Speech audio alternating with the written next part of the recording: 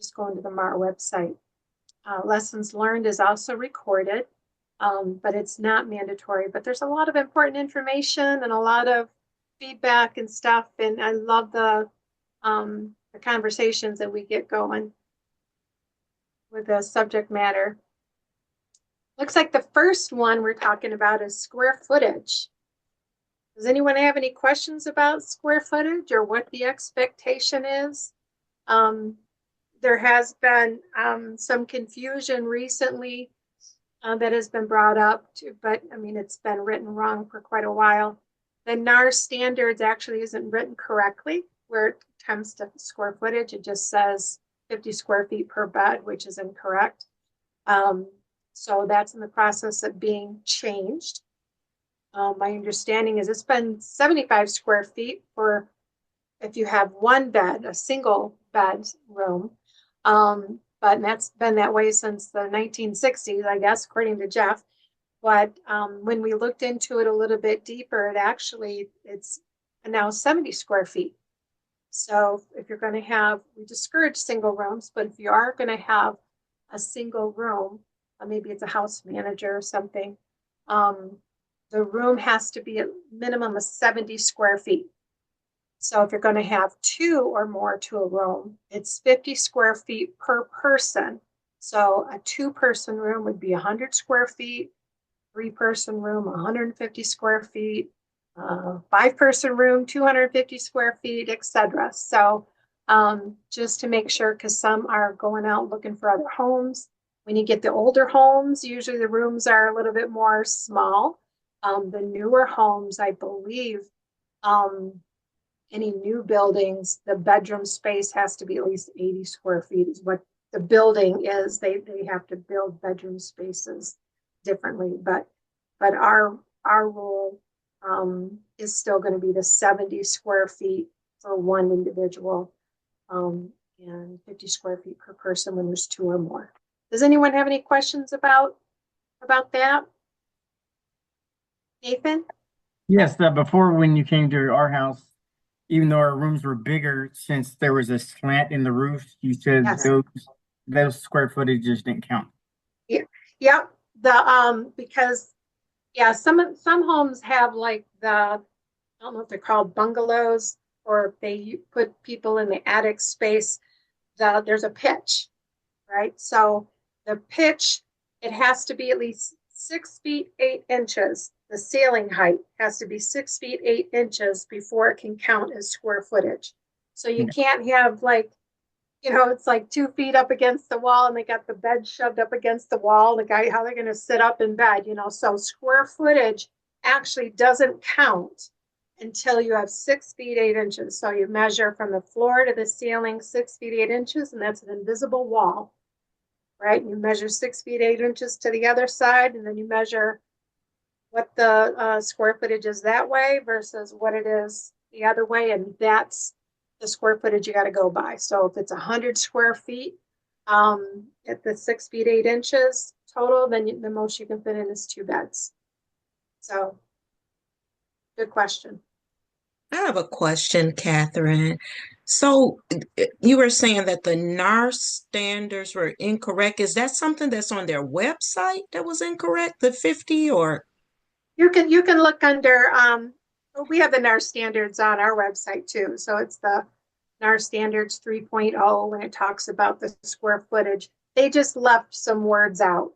It should be, the 70 square feet if there's one bed in the room, but it's 50 square feet per bed after that. So if you have 2 people to a room, it's 50 square feet per bed.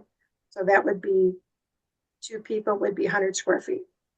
Okay, gotcha. They left some So words out. Okay. They left out that little bit, but it's been confusing for some people too, especially newer operators. And they're like, well, it says 50 square feet per bed. So they think they can have a single room that's only 50 square feet, and you can't.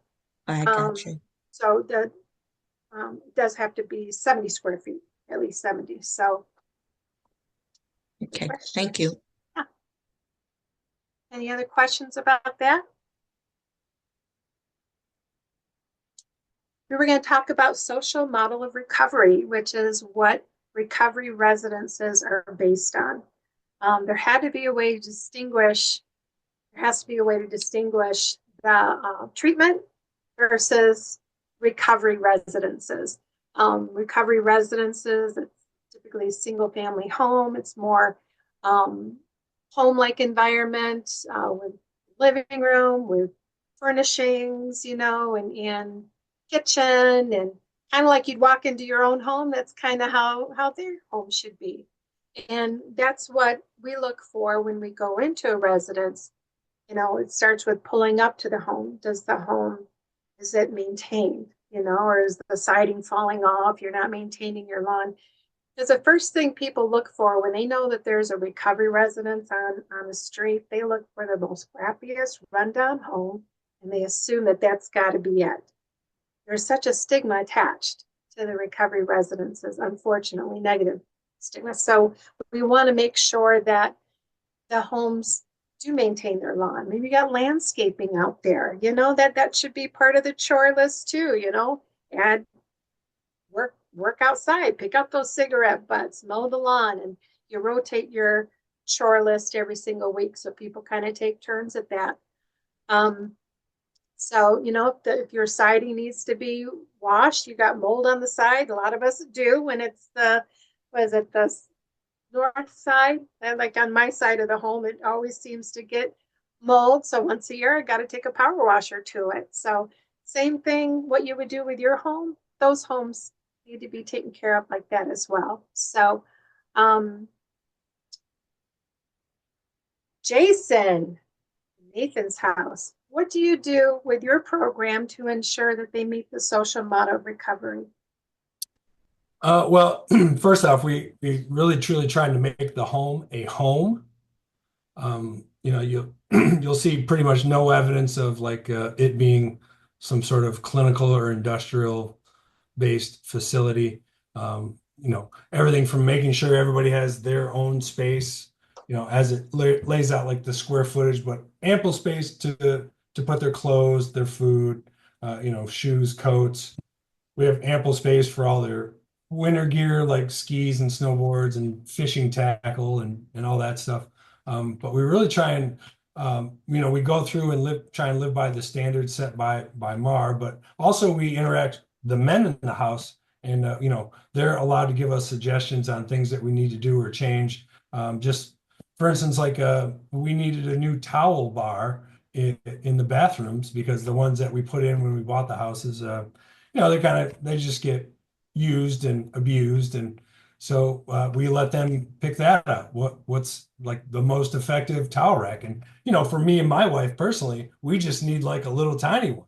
But these, having 12 or 18 guys in a house, we went out and found the multiple where they could hang multiple towels in the bathroom to dry, because we don't like them drying them in their room or just throwing them in the hamper, and use them more than once. But so we really get try and get their input on things that would help make the home a better home. And we also too encourage them, if if they find paintings or pictures or anything like that would be conducive to the house, that they want to bring that forward, they can suggest it, and we'll put that on the wall. So we really take it to them to give us options to how to make the home feel more like a home. So nice. I'm really big too on most of the operators know when you've seen me. I always recommend having a nice size bulletin board by each person's bed, just so they can make the space their own. It's really important. And for those of you that have run homes for a while, you know that you're going to walk in and you're going to see all these extra holes that they just put in the wall themselves to make the space their own. So by actually putting a board and giving them a designated space to hang their family photos or put their schedule or hang their hat, whatever they want to do, I think that's really important. And it also may help save a bunch of wall repairs for you when the person leaves. So what else do you guys do to make the help them make the space their own? What other suggestions do you have? I like the idea of, hey, you see a picture, or you have a picture you want to be put up, it might be a good idea to have that in your house rules. If they want something hung up in their room, that they just need to reach out, and then maintenance or somebody will make sure that the picture's hung up correctly, without them putting like a 3-inch hole in your wall. How about you, Chris Pompey? I What was do you do there? So I was going to bring up the aspect of allowing them to do community dinners. And I know sometimes that can be done in facilities, but a lot of times when you think of facilities and the clinical model, the clients aren't in control of cooking. And we consider them residents. And the other side of it is when you're talking about a social model is I think is intentional on what we label the individuals that live in our houses. As I know some places say clients, some places say residents, some places say guests. There's all different kind of word that you can use, but I Participants, yeah. participants, but I think um, when you label them, it causes them to feel a certain way. So I think it's really imperative when they first come in that they feel that it's a home model. So I think the empowering of letting them know it's their place. You talked about helping taking care of the grass, helping taking care, volunteering with some things that they may be able to can do that they can do based on their life skills.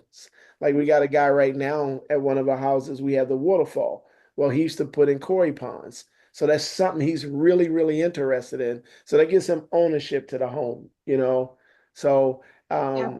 in that aspect, that monthly cooking, what meal are you guys coming up with? And it's not us giving it to them, it's them bringing it up in that what we call their own business meeting. So they have their own meeting outside of our house meeting every week where they get to talk about the process of the home, things they want to see happening in the home, outings they want to do, and things that they think we can do better. So, we do it like that. I think that helps them out a lot.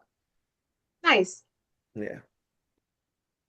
Yeah, just like it says, the social model programs emphasize the process of learning through doing and experiencing and providing positive role models. And that's what the recovery housing is about, providing experiences, helping them learn how to do things on their own, maybe give them the experiences and make them learn things they've never learned before or would think to learn on their own. They're working off of each other and just being positive role models for each other. That's just a big part of social recovery. Yeah, there's a lot more to running a home, isn't there, than just putting a roof over their head and say, don't use, right? You've got to have some kind of structure, some kind of expectations. If you're going to allow them, just because you're getting paid, you're going to allow them to sit in bed and eat Fruit Loops and watch Bugs Bunny all day long. That's a lot of them. That's what they're going to do.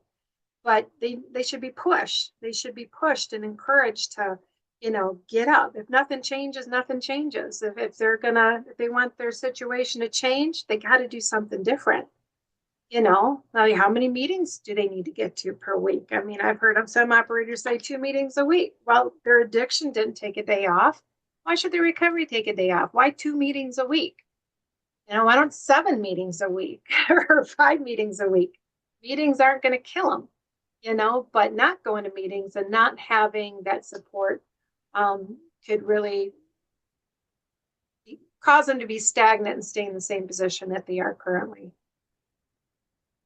Mm-hmm. Anybody have any comments on that? On meetings and your expectation?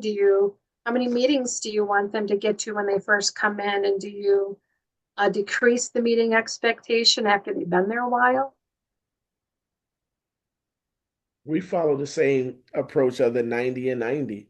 I mean, and then even after you're 90, if you with us more than 90 days, I mean, kind of what you just said, your addiction didn't take a day off. You just come from a 30-day treatment center. You've been here 90 days, but you've been using 10 or 15 years. It's Right. often like you do the math on it, we often like to say that how many times did you use a day? That's how Yeah. many times you should be going to meetings. And most of us didn't use one time a day. I didn't anyway, so I'm speaking for myself. That's a good way to look at it, definitely.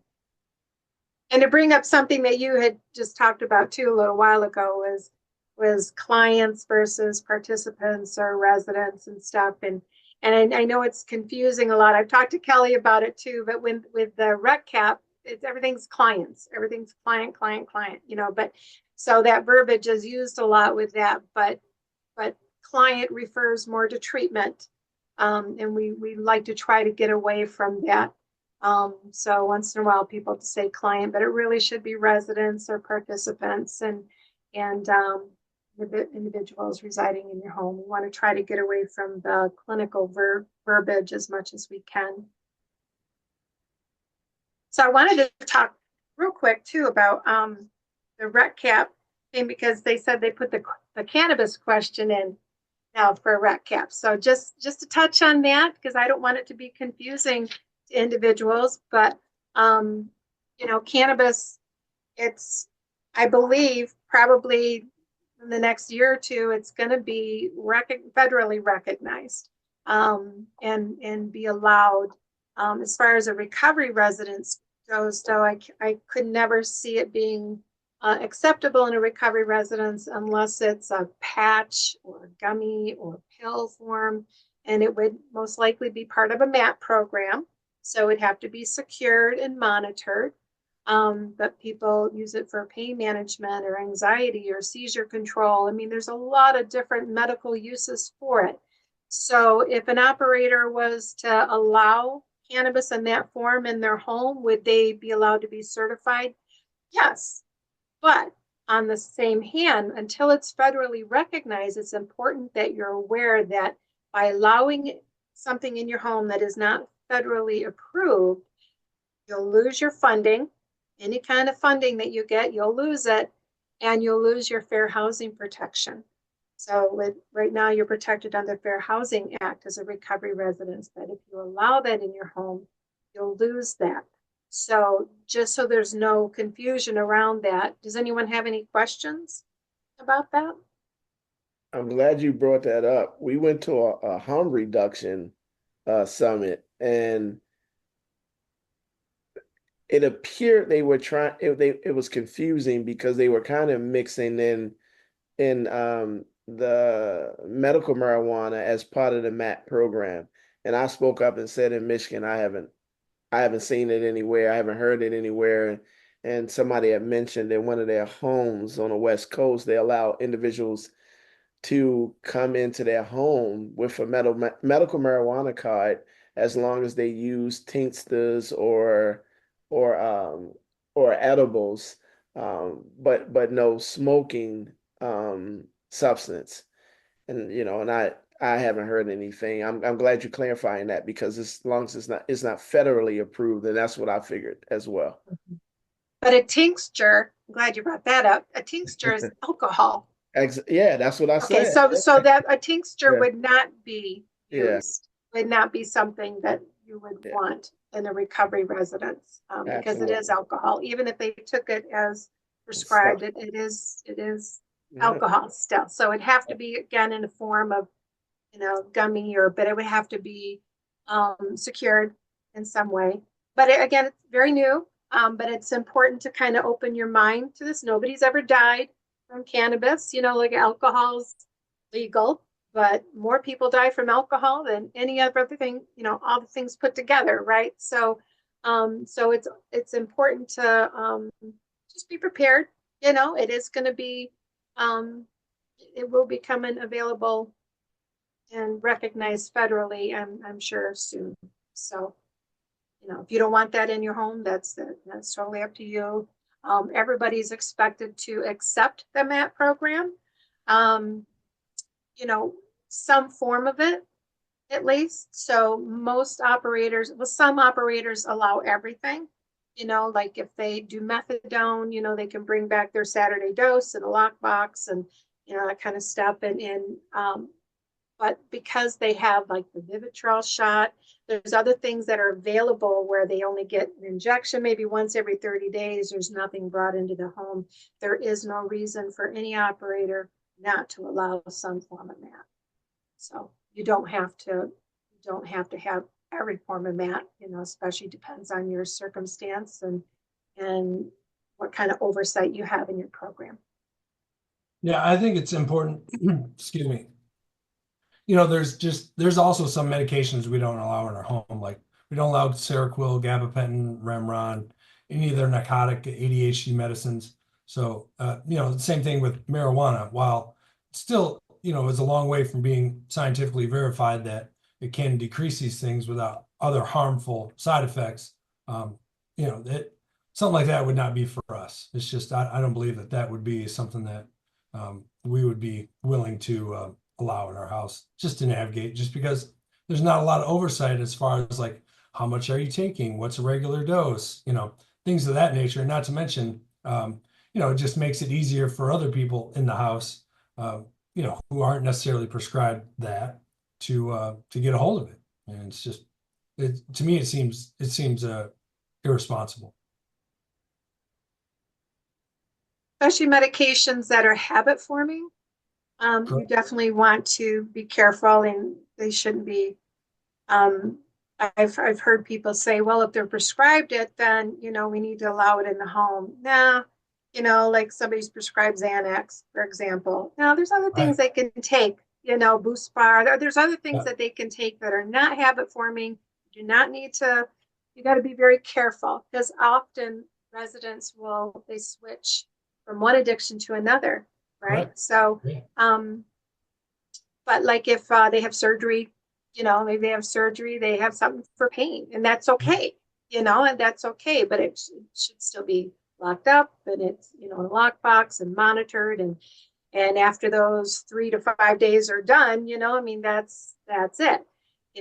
For them to be on something continuously, and you have Norcos or other pain medications that are habit forming in the home, that's something that you want to avoid. Maybe that's just not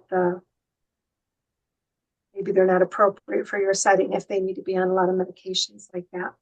No doubt. Any questions about anything we've talked about so far?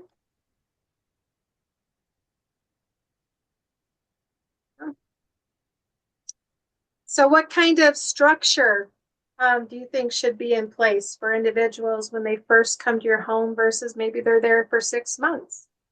Community involvement. Do you guys, is community involvement part of your program as well? A big part of their active addiction is very selfish, right? It's all about them and what can they get and who can they take it from. And a big part of getting better and recovery is giving back, thinking outside the box, not just thinking about them anymore. What can I do to help the community? What can I do to move forward? So do you guys, everyone should have something in place for community involvement. What are some good ideas for that? Well, we are at Reach. We're connected to our community association. So they sent us a bunch of, every time a guy comes in, we go online, we get a new application, and they just keep us up to date to whatever's happening in the specific neighborhood that we in, because I think that helps the house, right, in the community, where they get to see the men's face involved in if there's street cleaning, if there's planning at one of the new buildings, if there's painting in another building. So we're a little bit all over the place on the east side and the west side sometimes, Nice. as well as some of our church partnerships. When they come out to the house, traditionally they already bring a group. So when I first opened, I kind of wasn't paying attention that the partnership is doing the work and the men going wherever they want to go. And then I changed it. I was like, no, this is a volunteer opportunity. They're coming to beautify our home. So we're going to take part in that. It only makes sense. Yeah. So, we got something called it's called Impact Sunday. They do it like 3 times a year. So we make sure the guys are involved in that. Plus, we clean our whole block. So we pick up the trash and, just try to keep it tight on the street. So I think that's important. And we look for other opportunities in the community as well. See, stuff like that's going to give people a different image in their mind about what a recovery residence actually is. Yeah, it's people, these are your sons and daughters that came from this community, most likely, and they're just trying to give back and move forward like everybody else. They want to work to become productive citizens again. That's really important. And I love the idea of you took care of a whole block. That's awesome. A lot of people, I don't know what to do. Well, grab a trash bag And as you walk to the bus stop, pick up the trash. It can be very simple. And I'll go to a recovery residence and their yard is clean, but the neighbors on both sides, there's trash and, crap, or it's not maintained. What an awesome way to help your neighbors as well. Let's pick up the trash. I know it's not our trash, but you know what? It affects your home. Yep. Still affects your home and your neighborhood and the environment, and give back and do it. What do you guys think? No, I Yeah, think it's a no. great idea. Chris, I think he really nailed it. I think that should definitely be something that is passed along to all the recovery operators that, clean the whole block, right? Not just your yard, but, our little corner of the world needs to be taken care of. And I really, really like that he said that, because that definitely something I would definitely use. Well, an additional thing for service work is we require that they have a service position within the recovery community. In some respect, could be anywhere from chairing meetings to making coffees, cleaning up. This past Monday, we all met down at the local, we call it Unity Hall. It's where we have all of our recovery meetings, and we spent some time, both houses together, cleaning the inside and the outside. Nice. Just to show, unity as far as like we're coming together to make sure that this is a place, because they've been so gracious to us, especially during COVID. They kept their doors open, and just so we had a place for the guys to go to and have meetings. So we try and show our gratitude, in that neighborhood by taking care of our recovery hall. So It's a perfect example of the social model as well, of like the learning through doing. A lot of people that come into recovery housing, they obviously know what negative repercussions look like of their actions, but doing yeah, things like picking up litter and taking care of the neighborhood and doing things for other people, that helps them learn positive repercussions. Like things like really positive things that can come for doing things for other people, not just negative things that come from their actions. They just learn how to do things to create um, positive experiences. And so yeah, for sure. Kevin used to say, what's the best way to get self-esteem? By do esteemable acts, That's right? right. That's right. So, by giving back and actually doing for others, that's actually they're helping themselves in their recovery too. It feels good to mow an old lady's lawn knowing that she can't mow it herself, or picking up the trash. It's just something that they did themselves, and it helps them. It helps them in their recovery. that's actually the one of my favorite books is called The Power of Giving. And it's definitely I feel like it would be a great book for people in recovery homes to read. And it's very eye-opening. All of the stories of giving and how even just doing simple gestures can make you feel like a better person and just it makes you want to do more. And that's what they should be learning in recovery homes is how to give back and just that giving back and receiving the positive feedback that's going to make them want to do it more and more and more. And it's a positive influence. So Learning skills as well. That's a huge thing. A lot of people that you get through the doors, maybe they've never even lived in a home before. Who knows what environment they came from, but so they don't know how to clean a bathroom. They don't know how to boil an egg. There's they don't know how to budget. There's so many living skills that they lack. Yeah. What can you do as a recovery resident? It's a stepping stone for them to move forward in the community, and want them to have hopefully a full-time job and get to meetings, and when they leave, you still want them, hey, when you get up in the morning, you take a shower, you make your bed, you do your chore, and get to a meeting before they go to work. There's structure is so important, and there's structure and different tools that they can gain from being in a recovery residence. It's going to help them be a better citizen and be a productive citizen when they move on. Yeah, help them grow too. We had a Right. gentleman one time, we had a house dinner, and he'd spent a lot of time living outdoors, kind of a tough situation, but so there was a big salad bowl that the guys all made, and inside the bowl were the salad tongs that you used to get, the salad. He had no idea on how to use it, no idea that that was what it was for. It's just it's amazing. Everybody comes from different levels when they come, and there's certain just levels of dysfunction that everybody comes in with. But I think the great thing is that when a new guy comes to the house, he can quickly watch other people and see what they're doing, and he can follow along.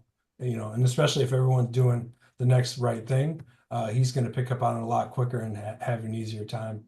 So, everything from operating some salad tongues to learning how to use a pressure washer. I mean, these are all big, big deals, especially for the men in our house. Just giving them an opportunity to do things. It's really big. And you can see it in their face too. It's when they accomplish a task, from picking up the yard or making dinner for the house or helping out the lady next door. It's huge. And you brought up a good point too. And new people come in and they're watching and they're listening. They know what's going on in that home.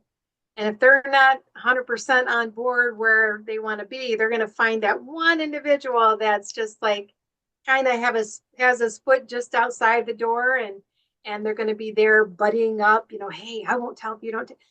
Gotta watch it. Gotta watch it. So important thing. We don't encourage single rooms at all, but especially when a new person comes in, put them with a person that's got some time under their belt, right?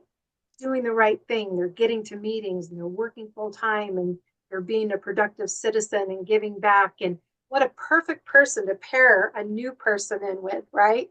So that they can see that this is, he'll see what he's doing and say, I want what you have. Well, if you want what I have, you got to do what I do, right? Get you a meeting every day. You got to do this and this. So it's important that you have some kind of monitoring going on every day in your homes. You don't have to be a presence every single day, but to make sure that you have a house monitor or somebody in your home that is your eyes and ears. And so if there's something that's not going right, you're notified right away of that. So somebody that can touch base with the individuals and, hey, how was your day? Hey, I saw you went right to your room, when you got home from work. What, did you have a bad day? What's going on? So that one person that can actually touch base with each individual when they come home, that's huge. That can make a big difference, whether that person's going to relapse or, maybe they had an opportunity to talk about their bad day and to help them get through another time. What do you guys think? That's all about creating a good culture in the homes. New people can sense when people aren't unison. Like they'll automatically pick up any little bad habits or so. I can. He didn't make his bed. I'm not going to make my bed. He left his dishes in the sink. I'm going to leave my dishes in the sink. Like Kevin, my late husband, he didn't do everything the right way. I didn't agree with everything he did, but the one rule we had is if you dirty a dish, you got to clean it, put it away. We didn't allow dish racks in the home because they'd live out of the dish rack, right? So dishes would never find their way back into the cupboard. So when he'd go into the home, he a lot of times just have a trash bag ready. And if there were dishes in the sink, he'd put it in the trash bag and he'd take it. So meanwhile, they'd be like, where's all our dishes? Well, you guys going to wash your dishes? If you're not, then you'll have to have paper plates, I guess. But so same thing like with the TV or a different thing, if they leave the TV on and they weren't in there watching it, he took the remote. They come back and like, where's the TV remote? Well, you left the TV on. So a lot of different ways to send a message to people, but you want them to do the right thing. And at the end of the day, we want them to succeed in our homes. So what are some other ways that we can help our individuals move forward? And be a better support. I love the idea of RACCAP, and I know not everybody's doing it right now, but it's nationwide. It's nationwide, and if it's not in writing, didn't happen. And this is a perfect opportunity to document, and so people can see where they're lacking, what recovery supports they need, what they were lacking in. Maybe that's why they keep relapsing, but to keep track of their recovery supports and realize, oh, maybe they need to have a little bit more of this. And I see they're lacking in this area. What a perfect opportunity. And they can take that with them when they leave, right? That's not something they just do when they're in the recovery residence. This is something they can keep track of their recovery supports when they leave. and continue on their journey. So we've been talking on the lessons learned and the social model for a little bit. Is there anything else you guys want to discuss? Anything going on in your homes that we can have a discussion about and learn from? I might have missed this, Catherine. For that Behave database, is there a charge for that? There is. There's In Michigan, Mars paying for that. Yeah, it's not a charge to the operator. not to you. Not to the, oh, Yeah, but yeah, we get charged. But that's Michigan wants that. Michigan wants this in place, and so they're the ones that reached out to Mar several years ago and said, "Hey, we need this." Because the money's going to follow it. You know, if you have this kind of research and stuff data in place, I mean, there's going to be more money coming to the state as well, and for operators that are doing this. So, go ahead, Kelly. No, that's okay. You kind of covered what I was going to say. But if you want to reach out, if you have any questions regarding RECCAP, can you hear me okay? If you have any questions regarding RECCAP, feel free to reach out. I'm happy to meet with you over Zoom. I know that I've met with some of the folks that you're working with.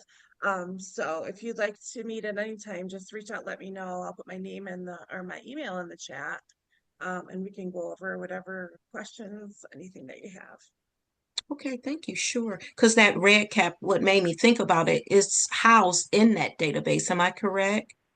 I'm The sorry, red what cap was that? is the red cap assessment in that Behave database? It is. Yep. That's And the okay. and the nice part about the system itself is it has so much client management, and I know I say client, I'm trying to beat that out of myself because I see it all the time in Resident RECCAP, but it management. has RECCAP, yeah. resident management, and it has so much functionality for the home at a glance. You know, you can message, there's notifications, like we saw the calendar. And the beauty of it is you get to pick and choose which parts you wish to use over and above completing the evaluations. There is also a paid function of the system that there would be a charge for that's not covered by the state. That would be if do you process payments through Medicaid, any of that at your organization? Are you aware? Yeah, Okay. I am a mental health provider as well, so and substance Sure. use, yeah. But you Yeah, do have so to you be can still certified do with it. MAR though, in order First, to yeah. have that benefit. Yeah, you can't, not being certified yet, it wouldn't be available to you yet. Oh yeah, I understand. I'm just Part of it's just a certification. question. Yeah. Yeah. Mhm. Okay. Yeah, so Good there's lots of question. functionality in the system. So if you'd ever like to see it, I'm more than happy to show. And my email is in there. Okay, thank you. You're welcome. So the answer to the question, yes and no, there is a charge, but not to the actual operator, but they're charging for it. Okay. Because Yeah, I it's thought it free to was certified operators. okay, gotcha. Yeah. Okay. Through MAR, because we're paying for it. You gotta pay for it. Wow. Yeah, pay for it. Mhm. Yeah, it's expensive you're Wow. talking several $100,000 annually. It's So always going to be free to the operator, correct? Or is there eventually?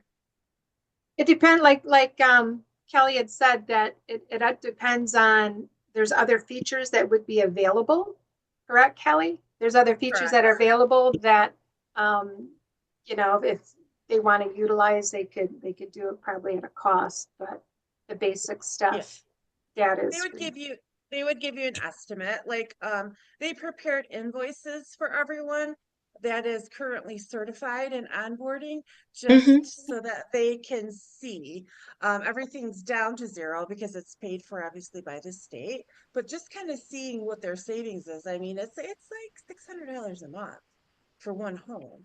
So, you know, it's a great platform to use, you know, for your program management. You can also, like I said, add on services. So, yeah, it's a really good program.